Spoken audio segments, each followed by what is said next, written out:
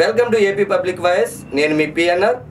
మన స్టూడియోలో ప్రస్తుతం 55వ ward YSRCP Congress senior leader అయినటువంటి కొప్పల బద్రీ మాధవ్ గారు ఉన్నారు. ఈ కూటమి ప్రభుత్వం వచ్చిన తర్వాత పథకాలు అందుతున్నాయి అనే విషయాన్ని వైఎస్ఆర్సీపీ వాళ్ళు పూర్తిగా వ్యతిరేకిస్తున్నారు, లేదా పాలన బాగోలేదు అంటున్నారు. మన మధ్యలో ఉన్న బద్రీ గారితో ఈరోజు మనం ముఖాముఖి తెలుసుకుందాం ఈ కూటమి ప్రభుత్వం యొక్క పనితీరు ఎలాగున్నదనేది. నమస్తే బద్రీ గారు. ఈ కూటమి ప్రభుత్వంపై మీ అభిప్రాయం ఏంటండి? కూటమి ప్రభుత్వం అంటే ప్రజలు, ఇప్పుడు పార్టీ వేరే, నేను కూడా ప్రజలనే కదా, సామాన్య ప్రజలనే నేను కూడా.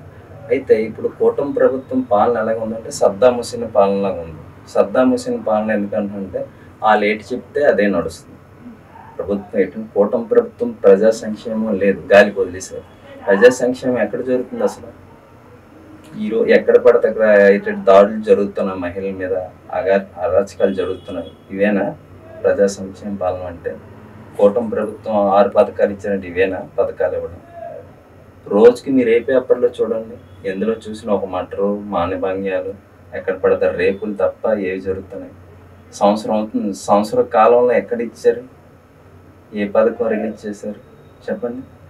బద్రీ గారు, మరి ఈ మధ్యలో అప్పుడు మీరు అమ్మఒడి అంటే తల్లికి వందనం అని చెప్పేసి ప్రతి కుటుంబం నుంచి 4కి 5కి వస్తుందని చెప్పేసి సోషల్ మీడియాలో కూడా ఎక్కువగా పోస్టులు వస్తూ ఉన్నాయి కదా, దాని మీద మీరు ఏమంటారు? సోషల్ మీడియా పోస్టులు అంటే ఓన్లీ టీడీపీ సంబంధిత కార్యకర్తలే సోషల్ మీడియా పోస్టులు పెడుతున్నారు. ఎలా పోస్టులు పెడుతున్నారు? మా అందరికి వచ్చింది, ఎంతమంది ఉంటే అంతమందికి వచ్చింది. ఎంతమంది ఉంటే అంతమందికి వచ్చిందంటే మా ప్రభుత్వంలో జగన్మోహన్ రెడ్డి గారు ఇప్పుడు అందరు తల్లికి వందనం ఎవరు అనట్లేదు, అందరూ అమ్మఒడే అంటున్నారు. క్రెడిట్ మొత్తం జగన్మోహన్ రెడ్డి గారిదే. ఇప్పుడు అమ్మఒడి పథకం వచ్చేసరికి మా ప్రభుత్వంలో ఉన్నప్పుడు 84 లక్షల మందికి ఇచ్చాం. ఇప్పుడు అందరికి ఇస్తే ఇంకా ఎక్కువ అవ్వాలి కదా. ఇప్పుడు ఎంతమందికి ఇచ్చారు? 67 లక్షల మందికి ఇచ్చాను అంటున్నారు. మరి అది ఎక్కడ అందరికి ఇచ్చినట్టుగా? అంటే లోకేష్ గారు చెప్తున్నారు ఇంకా చాలా మందికి రావాల్సి ఉంది, బట్ ఈ వచ్చే నెల 5వ తేదీ వరకు కూడా ఇంకా రాలేని వాళ్ళు అందరూ అప్లై చేసుకోండి అని చెప్తా ఉన్నారు కదా. అవును, 15 లక్షలు డిఫరెన్స్ ఉంది కదా. 12 లక్షలు 15 లక్షలు డిఫరెన్స్ మా లెక్కలు కాళ్ళ లెక్కలు తీసుకున్నా సరే, ఒకరికి ఇచ్చినప్పుడు ఎంత ఇస్తే ఎక్కువ మందికి ఇస్తే మళ్ళీ ఎక్కువ ఉండాలి కదా. మరి అంతమందికి 5వ తారీఖులోపు ఇచ్చిస్తారా? అంటే అప్లై చేసుకున్న వాళ్ళు అప్లై చేసుకుంటారు. అసలు మీరు కూటమి ప్రభుత్వంలో తల్లికి వందనం రాదని మీరు ఎక్కువ ప్రచారం చేసేవారు కదా వైఎస్ఆర్సీపీ వాళ్ళంతా కూడా. సంవత్సరం అయిపోయింది కదండి. మేమెంతో అన్ని లాస్ట్ మా సాక్షాత్ మాజీ ముఖ్యమంత్రి గారు చెప్పారు, మీకు 15,000 మీకు 15,000 చెప్పి ఈ ర్యాగింగ్ బట్టి ఇచ్చారు తప్ప అంతకుముందు ఇవ్వలేదు. ఇంకా తప్పదు, ఇవ్వకపోతే బాగోదు అనేసి ఇచ్చారు. అది కూడా ఎంత ఇచ్చారు? ఫుల్ ఫిక్స్డ్ ఇవ్వలేదు. వాళ్ళ కార్యకర్తలే రోడ్డు మీద తిడుతున్నారు మాకు రాలేదనేసి. ఒకసారి రోడ్డు మీదకి వచ్చి అడిగితే తెలుస్తుంది ఎంతమందికి వచ్చింది, ఎంతమంది రాలేదు.